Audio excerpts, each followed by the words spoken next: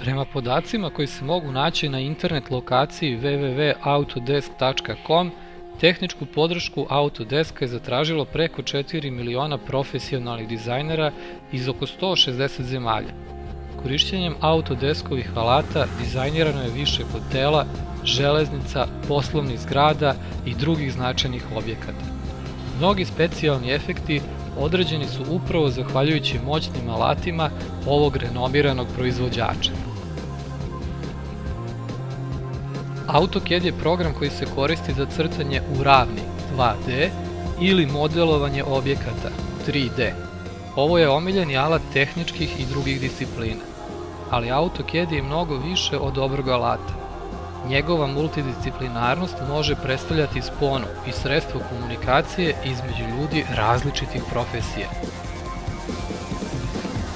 Setite se samo koliko ste vremena trošili na organizaciju crteža, na osmišljavanje rasporeda elemenata. I pored svog uloženog truda, ispostavi se da nešto niste dobro predvideli. Na primer, koliki god da je format papira na kome crtate, uvek nedostaje prostor za neku skicu po kojoj ćete dalje razvijati projekat. Kod AutoCAD-a ovaj problem ne postoji jer crtate projekat, verovali ili ne, u prirodnoj veličini i to na beskonačnom formatu. Zato i postoji izreka da tamo gde se završava tabla za crtanje počinje AutoCAD. Ovo je omiljena izreka crtača koji su shvatili prednosti kompjuterski podržanog projektovanja. U AutoCAD-u će arhitekta predstaviti svoje idejno rešenje zgrade.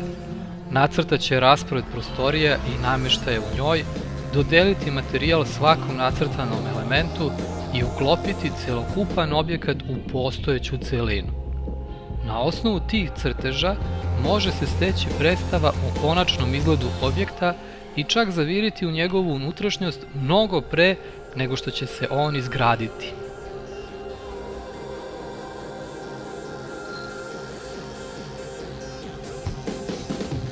Prilikom konstruisanja mosta, AutoCAD će pomoći građevincu da bolje sagleda njegove sklopove, izradi radioničke crteže veze i tačno pozicionira položaj svakog zavrtnja ili vara. Geodeta će podloge koje je dobio aerosnimanjem insertovati u AutoCAD i sa lakoćom i nepogrešivo nacrtati izohipse. Te geodetske karte saobraćajni inženjer koristit će za trasiranje budućeg puta ili pruge. Naravno, samu saobraćajnicu, mostovske petlje i sve potrebne profile crtaće u AutoCAD-u. Veliki broj dizajnera automobila koristi AutoCAD za modeliranje najnovijih četvorotočkaša.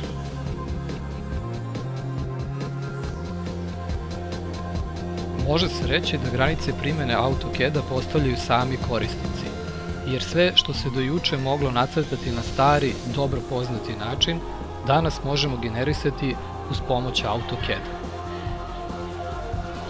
Brzina i lakoća s kojom se sada crteži kreiraju ili modifikuju uz pomoć ovog softvera je neizmerna prednost u odnosu na klasičan način crtanja.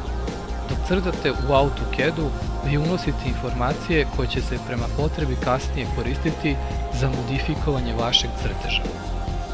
Za početak rada nije vam neophodno znanje iz elektrotehnike ili programiranja. Uz malo dobre volje, potrebno vam je još i izvesno znanje iz geometrije i algebre, a poželjno je dobro shvatanje prostora ukoliko se odlučite za 3D modelovanje.